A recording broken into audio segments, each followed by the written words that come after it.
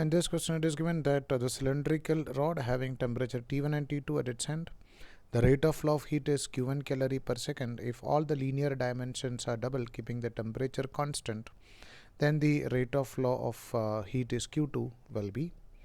So we know that the rate of flow of heat energy, let's say dq by dt, in this question it is represented by Q, is equal to, we know that it is Ka delta T divided by L.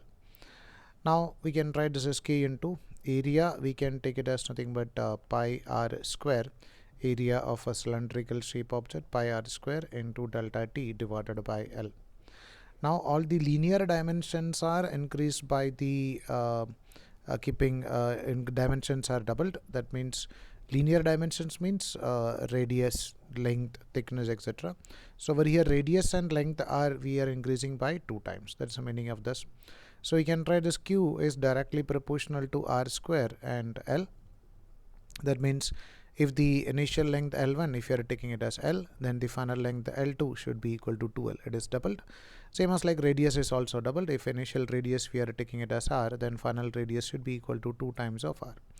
So we can write as Q is directly proportional to R square by L. We can write this Q2 divided by Q1 is equal to R2 divided by R1 the whole square.